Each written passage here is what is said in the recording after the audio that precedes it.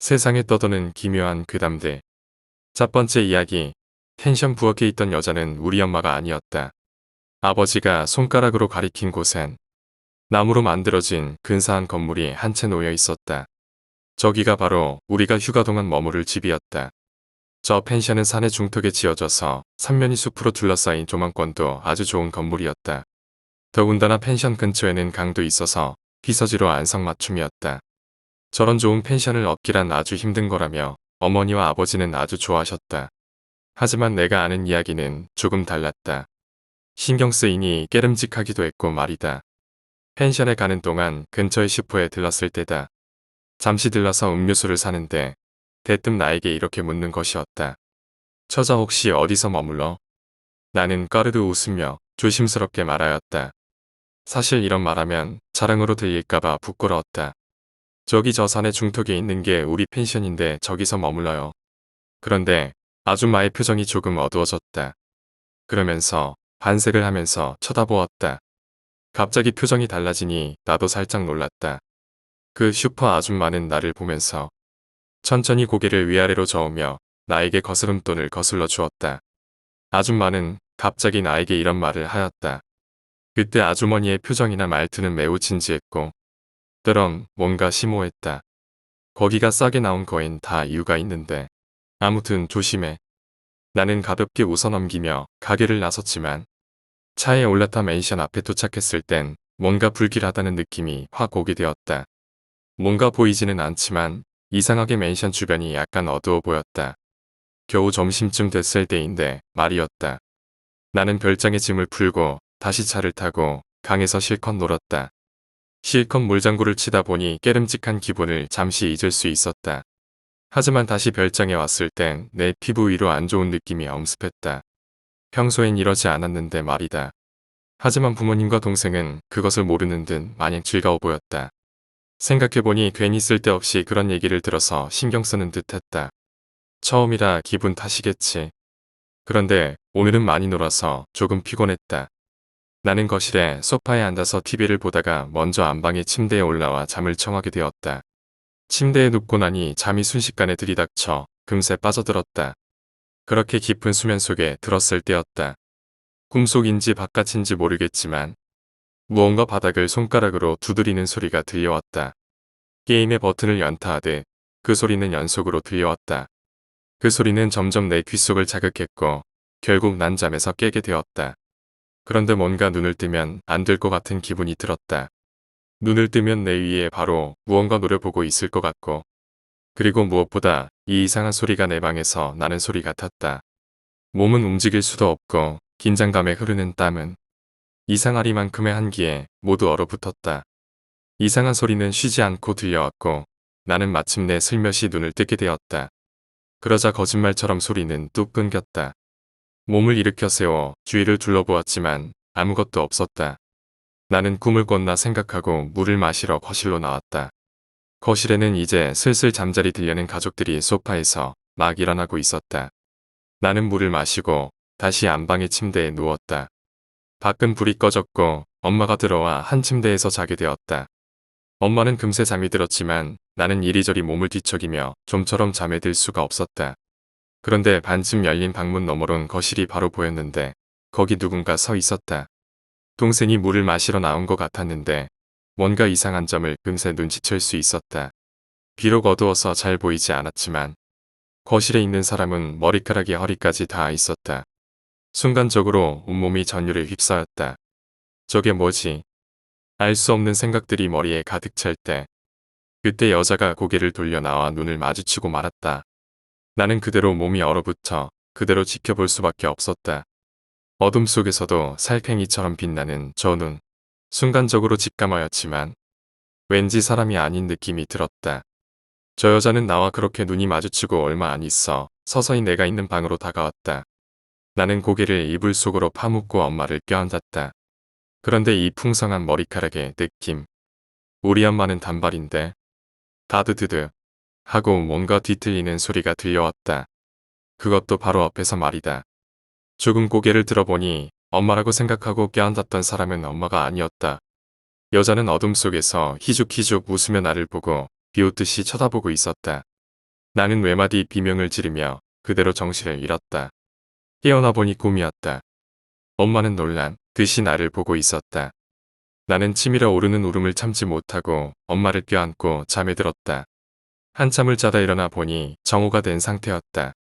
엄마는 아무래도 외출을 한 듯 보이지 않았다. 거실로 나오니 이불이 펴져 있었다. 누가 거실에서 잔 듯 보였다. 나는 때마침 나와 있던 동생에게 물었다. 거실에서 누가 잤어? 동생은 목을 끄르며 답하였다. 응, 엄마. 뭐? 엄마는 분명 나와 같이 잤는데 뭔가 이상했다.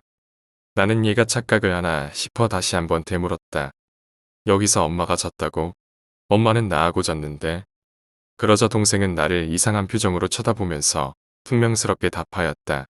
무슨 소리 하는 거야? 엄마는 덥다고 거실에서 잤는데. 두 번째 이야기, 담배.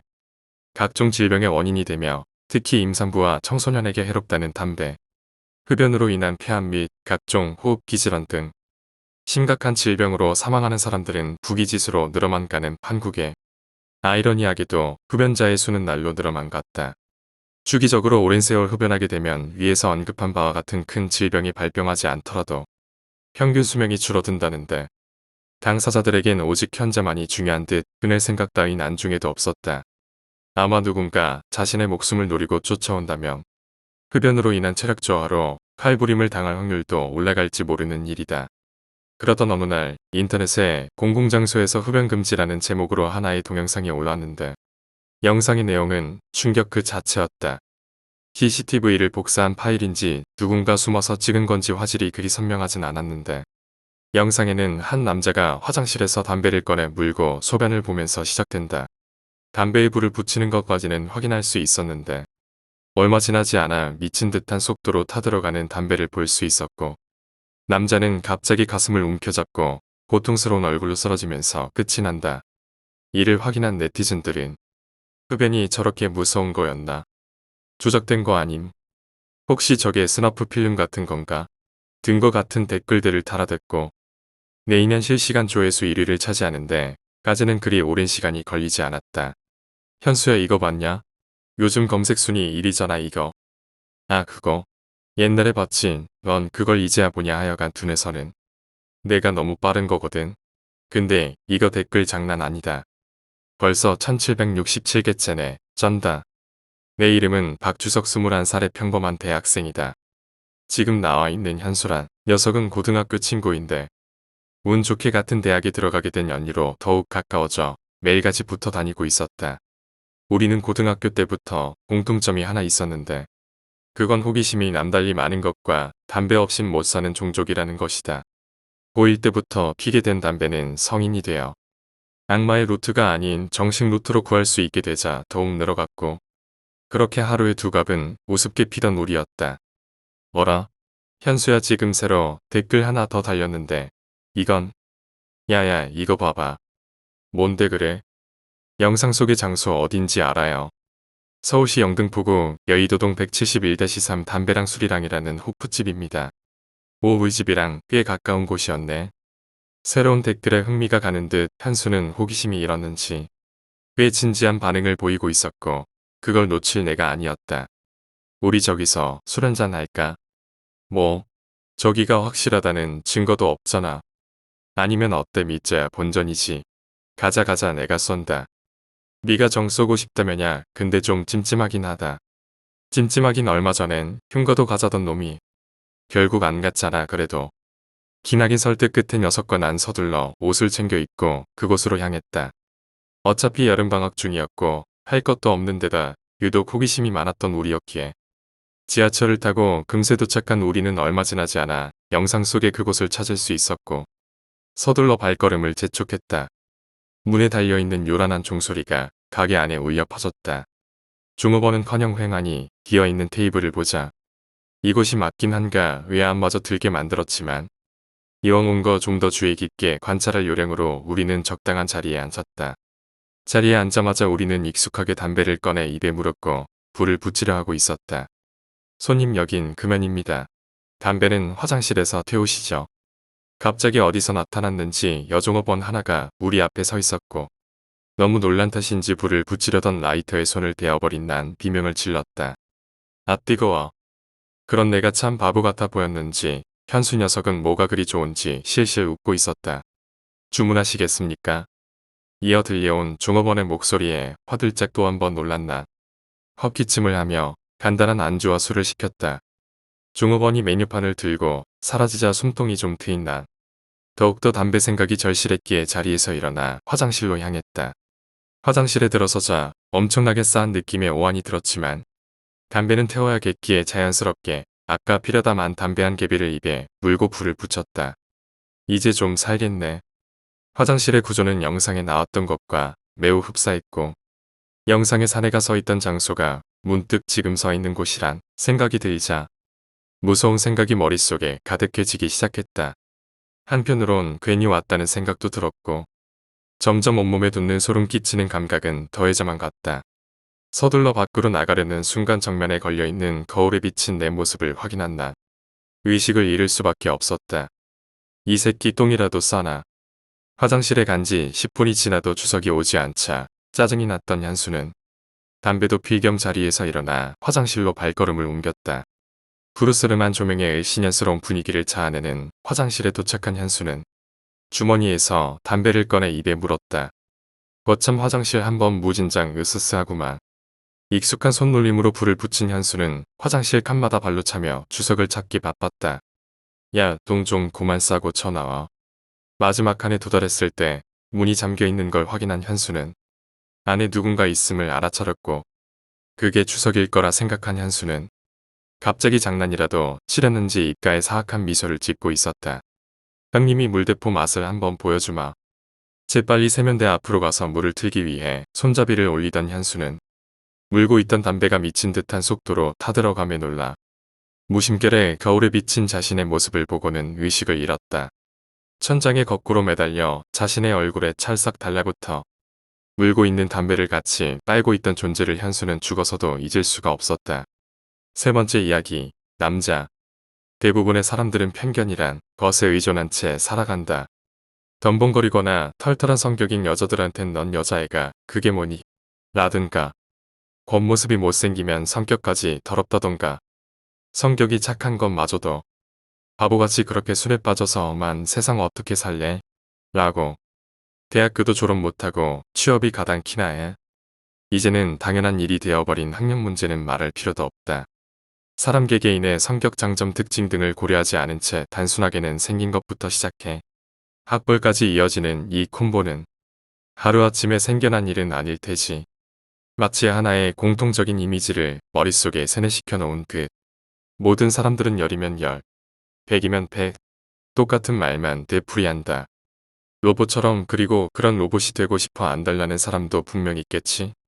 어릴 때부터 유난히 계집애 같다는 말을 많이 듣고 자랐던 나. 고등학교를 졸업해 성인이 된 후에도 달라진 게 없었다.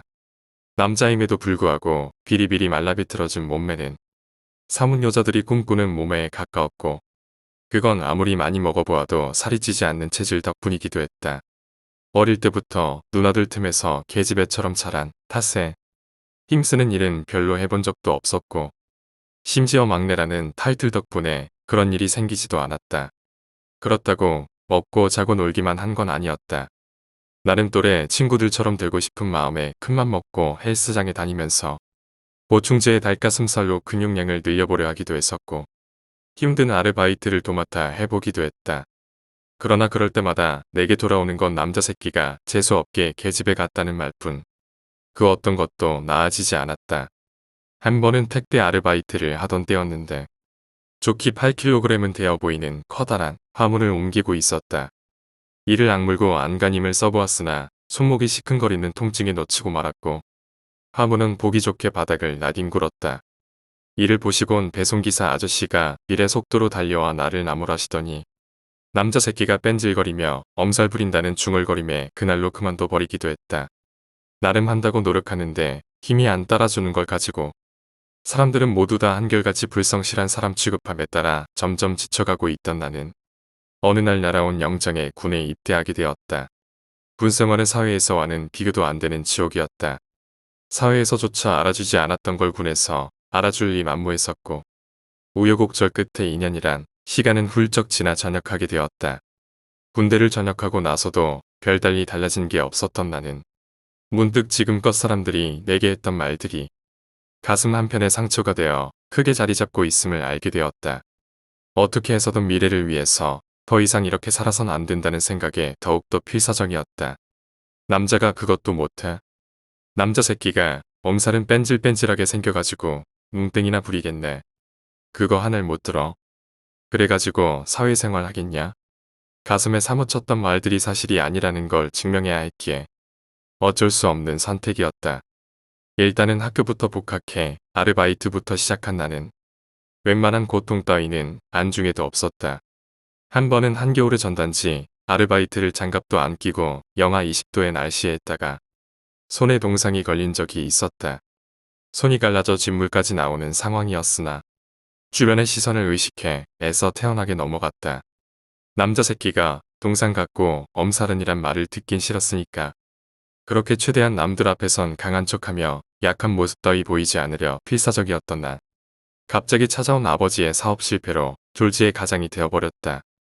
누나들은 처음엔 내가 어떻게 하며 안쓰러워하더니 어느새부터 당연히 남자인 내가 하는 게 맞다는 듯한 얼굴이 되었고 나 또한 남자로 태어나서 이 정도쯤이야 라고 생각하고 마음과는 다르게 안간힘을 썼다.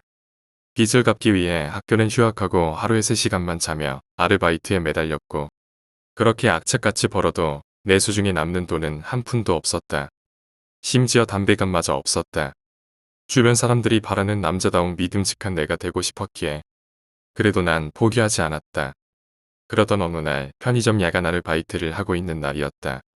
여느 때와 다름없이 물건 정리를 하며 보내고 있는 새벽 시간이었는데 어느 순간 검은색 야구 모자에 마스크를 한 사내가 들어왔다.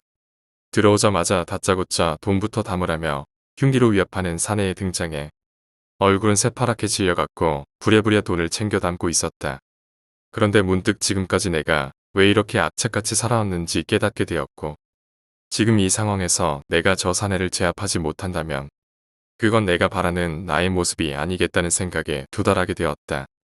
난 최대한 침착하게 마음을 다잡고 사내에게 달려들었고 얼마 지나지 않아 차디찬 바닥에 누워있는 나를 볼 수 있었다. 바닥을 적시고 있는 피의 양을 보니 아무래도 찔려도 제대로 찔린 것 같았다. 신기하게도 생각보다 고통이 크진 않았고 난 스스로 만족함에 젖어 있었다. 그렇게 점점 정신은 혼미해졌고 언제부터 몰려오는 졸음 탓에 눈은 점점 감겨가고 있었다. 입가엔 희미한 미소를 띤 채 남자니까 이런 일쯤은 아무것도 아닌 거야. 남자니까.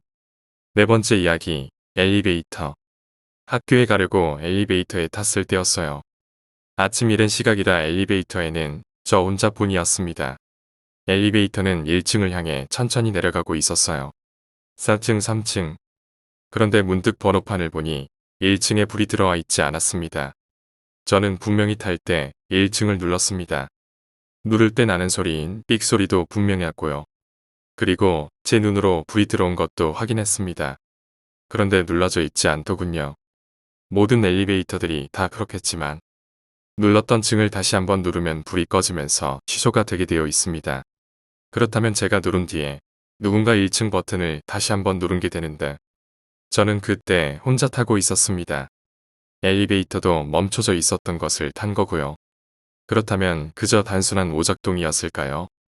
글쎄요, 그건 잘 모르겠네요. 두 번째는 제 친구가 겪은 이야기입니다. 똑같이 학교를 가는 길이었대요. 그런데 갑자기 내려가던 중간에 4층에 불이 들어오더래요. 물론 친구는 혼자 타고 있었고요.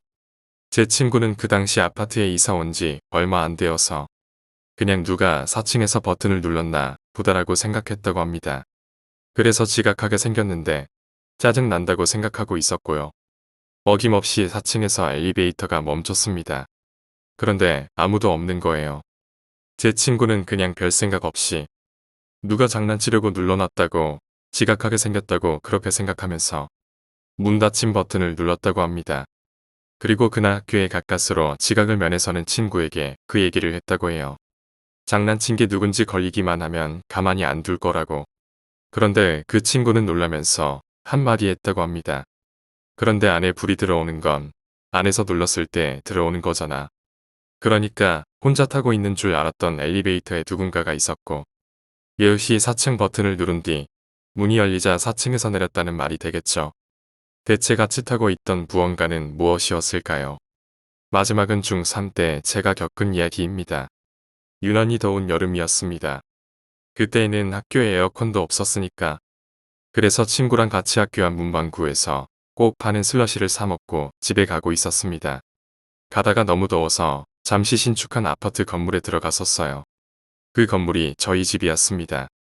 엘리베이터가 3개 있었는데 첫 번째 것은 전층, 두 번째 것은 홀수층, 세 번째 것은 짝수층이었습니다. 너무 더웠던 나머지 잠시 저희 집에 들르기로 합의를 보고 엘리베이터를 기다리고 있었어요. 그런데 맨 끝 짝수층 엘리베이터의 문이 열리더군요.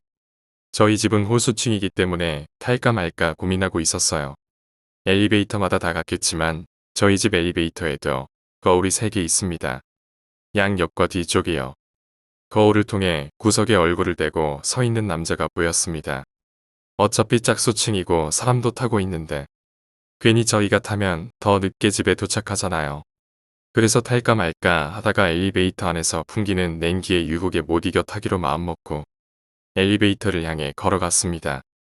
그런데 안에 아무도 없더군요. 뒤통수뿐이었지만 벽에 얼굴을 대고 있어서 뒤통수밖에 못 봤지만 분명히 거울에 반사된 남자의 모습을 보았습니다. 순간 그 더운 여름이 소름이 돋더군요. 그래서 다짜고짜 친구 손목을 잡고 아파트 밖으로 무작정 달렸습니다. 나중에 제 얘기를 듣고 가뜩이나 겁 많은 그 친구 기겁을 하더군요. 무서운 영화에도 보면 자주 등장하는 단골 소재가 엘리베이터입니다. 거울 속에서 귀신이 나온다던가 갑자기 엘리베이터가 멈추면서 갇히고 거기에서 귀신이 나온다던가 정말로 엘리베이터에는 무언가 있는 걸까요? 최근은 제 친구의 동생이 엘리베이터에 갑자기 갇혀서 울고불고 난리를 쳤다고 하더군요. 가을 놀릴 때 보는 귀신들은 별로 안 무서운데 이상하게 실체를 보지 못하고 느끼기만 하는 것들이 더 무섭더라고요. 그래서 저 2년 전부터 웬만하면 아파트 비상계단을 이용하고 있답니다. 5번째 이야기, 수명을 보는 방법. 오늘은 드디어 모의고사가 끝나는 날. 나와 친구들은 시험에서 해방된 기분을 모처럼 만끽하였다. 나는 오늘 부모님이 지방으로 잠시 내려갔기에 늦게까지 놀 수 있었고 결국 실컷 논 끝에 난 거의 11시 반이 돼서 집에 오게 되었다. 시험에서 해방돼서 우린 학생 신분으로서 하면 안 되는 음주를 하게 되었다. 그 덕에 나는 꽐라한 상태로 방 안에 들어 눕게 되었다. 한참 기분 좋은 취기에 빠져있을 때 문득 친한 친구가 나에게 알려준 도시 괴담이 떠올랐다. 부모님도 없겠다. 재미삼아 해볼까? 그것은 수명을 보는 방법이라며 밤 12시에 TV를 특정 채널에 맞추어 놓고 기다리면 파란 화면이 뜨면서 자신의 수명을 볼 수 있다는 것이었다. 물론 단순한 도시 괴담에 불과하고 그땐 웃어넘겼지만 문득 호기심에 한번 해보기로 하였다. 나는 누운 상태로 리모컨을 들고 TV를 틀었다. 그리곤 비몽사몽한 상태로 그 문제의 채널에 맞추게 되었다. 그런데 멀쩡하던 화면이 갑자기 진한 파란색의 화면으로 바뀌며 알 수 없는 기계음을 내뿜었다. 그 기계음은 작은 소리였지만 뭔가 불쾌함에 찌들게끔 하였다. 그리곤 화면 우측 하단에 하얀색 글씨로 무언가 써져 있었다. 뭐지? 나는 취기가 사라지며 TV 화면을 향해 다가갔다. 가까이 다가가자 비로소 그 화면 속의 작은 글씨에 대해 어렴풋이 보이게 되었다. 그것은 바로 60S라고 쓰인 정체불명의 문장이었다. 60S가 뭐지? 나는 60S가 뭘 뜻하는지 골똘하게 생각하였다. 그때 갑자기 숫자가 59, 58 이런 식으로 떨어지기 시작하였다. 나는 하얗게 질리며 그 화면을 계속 쳐다보았다. 뒤에 S는 유효한 채 숫자는 끝없이 떨어지고 있었다. 설마 뒤에 S는 조를 뜻하는 건가? 그런데 가만히 귀를 기울여 보니 누군가 2층의 내 방을 향해 걷는 소리와 자그마하게 들려왔다. 언니는 서울에 있기 때문에 언니일 리가 없다. 숫자는 점점 떨어졌고 그것이 일이 된 순간 다음 날 어느 가정집에서 살해당한 시신이 발견되었다. 6번째 이야기, 편의점. 시계는 새벽 4시를 가리키고 있었다. 3시까지라면 깊은 밤중일 것이고 5시부터라면 이른 아침일 것이겠지만 4시는 이도저도 아닌 애매한 시간대였다. 그리고 가장 피곤한 시간이기도 했다. 매일 서는 자리이지만 이 시간만 되면 굳이 야간 알바를 했어야 했을까 하는 회의감에 빠지곤 했다. 유리문 밖으로 보이는 거리는 유난히도 어두웠다. 보랏빛이 언뜻 감도는 듯한 기분 나쁜 검은색이 드리운 아스팔트를 누런 가로등 불이 비추고 있었다. 정육점에서 빨간 조명을 받으며 전시되어 있는 돼지고기에 기분이 이럴 것만 같았다. 암울한 미래를 암시하기라도 하는 듯한 찝찝한 빛이었다. 시계는 새벽 4시 5분을 가리키고 있었다. 이 즈음만 되면 세상이 얼어붙기라도 한 듯 시간이 느리게 흘러갔다. 손님도 가장 없는 시간대였다. 괜히 편의점 안을 돌아다니며 진열된 상품들을 정리해보기도 하고 이미 수십 번도 더 읽어본 삼각김밥의 재료 목록을 한 번씩 더 읽어보기도 했다. 그놈의 MSG는 들어가지 않는 먹거리가 없는 것 같았다. 유통기한이 지난 팩이 삼각김밥을 하나 씹어먹고 나서 쳐다본 시계는 4시 15분을 가리키고 있었다. 시간 더럽게도 안 가네. 이런 연병. 아래에서 무언가가 쑥 빠져나가는 느낌이 들었다. 어제부터 배가 살살 아프더라니 생리가 시작된 모양이었다. 이걸 덜어 굴 낳는 느낌이라는 표현을 가장 처음 쓴 사람은 누구였을까? 그보다 적절한 표현은 없을 거라는 생각을 하며 웃음을 지었다. 어쨌든 생리대를 갈기내야 했다. 화장실은 옆 건물에 있었다. 주택가 한가운데에 덩그러니 놓인 편의점 주변의 빛이라고 누런 가로등뿐이었다. 나는 다시 돼지고기가 된 느낌을 받았다. 키가 큰 가로등들이 나를 내려다보며 두런두런 얘기를 나누는 것도 같았다. 몸서리 쳐지게 기분 나쁜 밤이었다.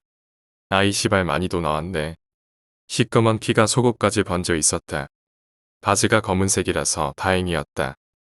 휴지로 대충 수습을 하고 나자 가방을 들고 오지 않았다는 사실이 그제야 생각났다. 이런 병신. 하는 수 없이 휴지를 뭉쳐 우겨놓고서는 다시 가방을 가지러 종종 걸음으로 편의점으로 다가갔다. 그리고 나는 생각보다 큰 실수를 했다는 것을 깨달았다.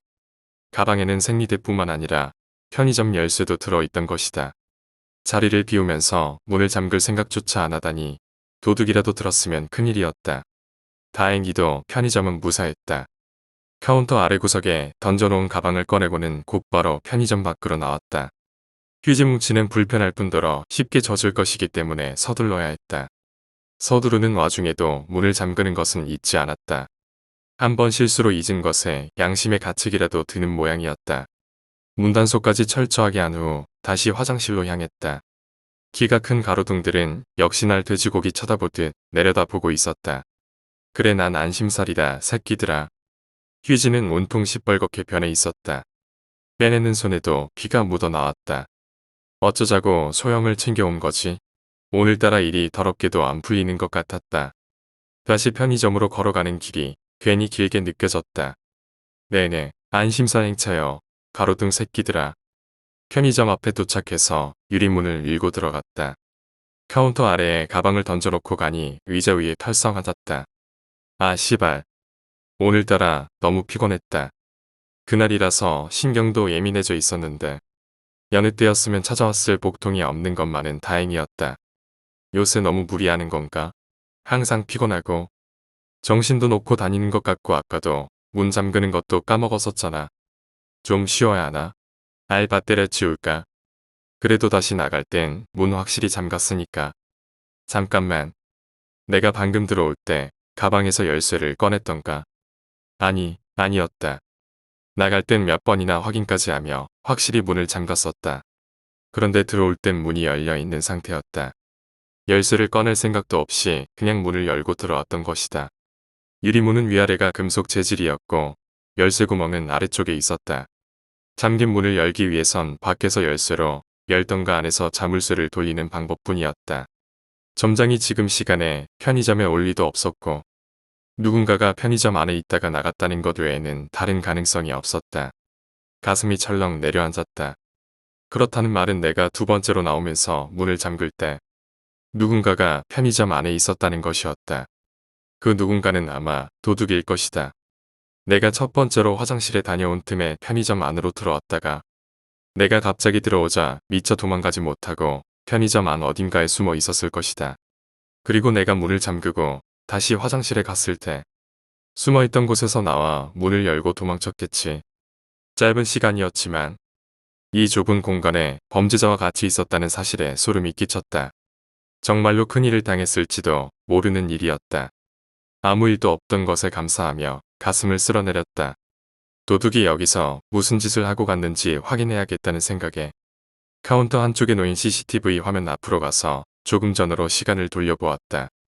4시 17분. 화면에서 내가 황급히 편의점을 나가는 모습이 보였다. 왜 저때 문을 잠글 생각을 못했던 걸까? 내가 나가고 나서 20여 초 정도 흐른 후 웬 남자 하나가 편의점 안으로 들어왔다.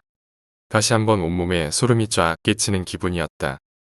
남자는 편의점 곳곳을 돌아다니며 두리번거리고 있었다. 아무도 없다는 것을 확인하자 남자는 카운터로 갔다. 계산기 금고에 든 현금을 노리는 모양이었다. 계산기에 손을 뻗으려는 순간 남자는 화들짝 놀라며 재빠른 몸놀림으로 카운터 옆 비품 창고로 몸을 숨겼다. 거의 동시에 내가 편의점 안으로 들어왔고 가방을 챙겨 밖으로 나가는 모습도 보였다. 내가 문을 잠그는 동안 남자는 비품 창고 문을 빼꼼 열고는 나를 지켜보고 있었다. 소름이 돋지 않을 수가 없는 장면이었다. 내가 문을 잠근 후 사라지자 남자는 비품 창고에서 나오더니 잠시 무언가를 생각하는 듯 가만히 서 있었다. 잠시 후 움직인 남자는 현금 포기한 듯 상품 진열대로 갔다. 화면에서는 남자가 무엇을 훔치는지 보이지 않았기 때문에 나는 남자가 서 있던 진열대를 쳐다보았다. 그곳엔 식칼이 진열되어 있었다. 심장이 미친 듯이 뛰었다. 식은땀이 흘렀다. 남자는 왜 식칼을 집어든 것일까? 다시 화면으로 눈을 옮기자 잠긴 문을 열기 위해 쪼그려 앉은 남자의 모습이 보였다. 남자는 문을 열고는 다음 순간 나는 숨이 멎는 듯한 충격을 맛보았다. 남자는 편의점 밖으로 나가지 않았던 것이다. 문을 연 남자는 밖으로 나가려다가 멈칫하고는 다시 문을 닫았다. 등 뒤에서 문이 열리는 소리가 들렸다.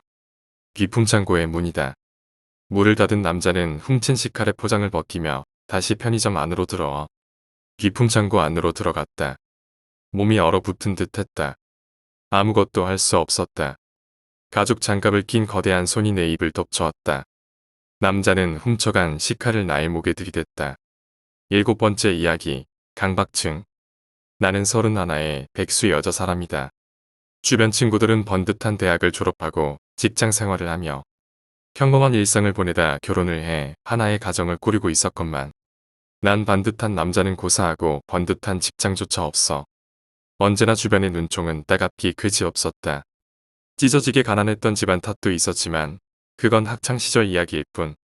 성인이 된 후부터 피나는 노력만 했어도 지금처럼 되지는 않았을 텐데 미친 듯 후회해도 이미 지나간 시간은 되돌릴 수 없기에 하루하루 살아가는 것조차 고역이었다. 엄마는 평범한 전업주부였고 아빠는 어느 순간부터 손을 놓은 탓에 하루하루 생활비조차 동생들에 의해서 연명하고 있는 상황이었다. 중고등학교 시절부터 변변한 도시락 하나 싸가지 못하고 수돗물로 배를 채우며 학비를 포함한 여러가지 비용 등을 해결하지 못한 탓에 학창시절은 언제나 주눅이 들어 지내기 일쑤였는데 뭘 해준 게 있다고 손을 놔버린 아빠가 원망스러울 뿐이었다. 공부를 못했던 것도 아니고 전교에서 1, 2등을 도맡아 했던 나였기에 돈 없어서 대학을 포기할 상황에 이르자 그 억울함은 이만저만이 아니었다. 그래 그때부터 이 악물고 일어났어야 했는데 언젠간 이 억울함을 다 알아주고 감싸주며 이 위기를 극복할 자금을 되어줄 것이라 믿었던 생각이 빗나간 지금 캄캄한 어둠 속을 걷고 있는 듯 사는 게 무의미할 정도였다. 오늘도 동생들이 사가지고 들어온 음식으로 허기를 때우는 나를 동생들은 마치 벌레 보듯 했고 스트레스는 미친 듯이 쌓여갔다. 보다 못한 엄마마저도 나가서 뭐라도 해서 결혼은 해야 할 것 아니냐며 성화를 내셨지만 지금 와서 내가 뭘 할 수 있단 말인가. 도리어 점점 더 커진 억울함은 이내 분노로 바뀌어갔다. 아마 그때부터인 것 같다. 내게 강박증이라는 병이 찾아온 것은 알바를 마치고 집으로 돌아온 동생은 화장실을 가려고 문을 열었다. 그러나 문은 잠긴 듯 움쩍도 하지 않았고 금세 내가 들어가 있는 걸 눈치챈 동생은 짜증을 부리기 시작했다. 아 빨리 좀 나와 싸겠다. 좀만 기다려 거의 다 됐어. 벌써 그 말만 10번째거든. 도대체 안에서 뭐 하는 건데 아 짜증나. 좀만 기다려 거의 다 됐어. 읽고 문을 열고 나왔지만 참다 못한 동생은 이미 집을 나간 뒤였다. 그거 하나 못 기다리고 나가냐. 미안하게. 보다 못한 엄마가 방에서 나와 늘 하는 말을 반복했다. 너는 도대체 화장실에서 뭘 하길래 1시간이 걸려? 또 숫자 세고 있었어? 그놈의 강박증 대체 언제 고칠래? 그래서 시집이나 가겠어? 강박증도 병이야. 누군 이러고 싶어서 이래. 엄마 아픈 딸한테 그게 할 소리냐고 해준 게 뭐 있다고. 난 엄마한테 한바탕 소리를 버럭 지르고는 방으로 들어와. 신경질적으로 방문을 쾅 닫아버렸고 뒤이어 혀를 차며 이어지는 엄마의 잔소리를 이불을 뒤집어 쓰고 귀를 막으며 외면했다. 나보고 대체 어쩌라는 거야? 병원이나 데려가 주던지. 방세도 밀려서 쫓겨날 판이라는 걸 뻔히 아는 나였지만 그런 지긋지긋한 가난 덕분에 지금의 내가 있는 것이라 여기니 더욱더 분노만 쌓일 뿐이었다. 처음부터 이 정도는 아니었다. 어느 순간부터 갑자기 어떤 일을 하다가도 문득문득 머릿속에 숫자가 떠올랐고 왠지 1부터 10까지 속으로 다 세지 않으면 불안감에 몸이 떨려왔다. 1부터 10까지 세다가 중간에 누군가의 말소리나 소음으로 인해 생각이 끊겨버리면 처음부터 다시 세야 했고 일정 간격을 두고 세워야 했기에 시간은 오래 걸릴 수밖에 없었다. 방금 화장실에서도 변기물을 내림과 동시에 1부터 10까지 딱 세고 나오려고 했는데 갑작스레 동생이 등장한 바람에 오래 걸리게 된 것이었다. 동생이 중간에 끼어들지만 않았어도 욕은 안 먹었을 텐데 그렇게 시간은 흘러 어느새 33살이 된 나는 그전보다 훨씬 심한 강박증에 시달려야만 했다. 숫자만 떠올랐던 처음과는 다르게 이제 머릿속에서 상황에 따라 다른 지시를 내리게 되었고 가족들의 불만은 이미 한계를 넘은 듯 했다. 그때보다 더하면 더했지 집안 사정 역시 그대로였기에 그렇게 또다시 시간은 흘러 1년이란 시간을 더 흘려보냈고 갑작스레 행운이 찾아온 것인지 괜찮은 남자와 인연이 닿게 되었고 그 남자는 이런 나를 있는 그대로 다 이해해주는 자상한 사람이었다. 알게 된 지 6개월 만에 결혼에 골인하게 되었다. 무능력한 가족들 탓에 식도 올리지 못한 혼인신고만으로 이루어진 결혼이었지만 지긋지긋한 멸시에 시달리던 집안과는 다른 세상의 행복한 나날을 보내게 되었고 그렇게 얼마 안 있어 남들 다 아는 결혼에 이어 아이까지 낳게 되었다. 아이는 너무나 사랑스러웠고 눈에 넣어도 안 아플 것 같다는 남들의 말이 거짓이 아님을 알 수 있는 순간이었다.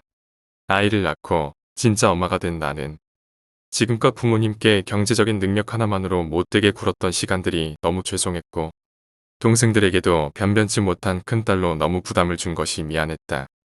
그렇게 난 지금부터라도 잘하며 살아야겠다고 다짐했고 최대한 열심히 살아가려 했고 자연스럽게 강박증도 사라지는 듯했다. 세월이 흘러 아이가 돌이 지나고 아장아장 걸어다니며 재롱을 부리는 맛에 개가 쏟아지던 나날. 그 행복은 그리 오래 가지 않았다. 남편이 출근하자 그날도 어김없이 아이에게 따뜻하게 데운 우유를 젖병에 물려주고는 뒤늦은 아침을 먹기 위해 먹다 남은 된장찌개를 데우고 있었다. 가스비를 한 푼이라도 줄여보겠다고 전기 냄비를 사용하는 나는 방에서 취사를 해결하는 편이었고 그날도 예외는 아니었다. 아이는 어느새 우유를 먹다 말고 잠들어 있었고 그 천사 같은 모습에 미소를 한번 지어주고는 점점 따뜻해지는 된장찌개를 보곤 입맛을 다셨다. 그때 갑자기 찾아온 배의 통증에 서둘러 화장실을 향했던 나는 보리를 보며 신음을 흘렸다. 밥 먹기 전 먹었던 요구르트 탓인 듯했다. 아차. 보리를 보던 중 냄비를 끄지 않고 왔다는 불안한 생각이 들었지만 몇 달째 아무 이상 없이 사용해왔던 제품이었고 설마 전기압선 같은 사고가 발생할까 터무니없다는 생각에 실소마저 들었다. 게다가 아이는 잠이 들었겠다.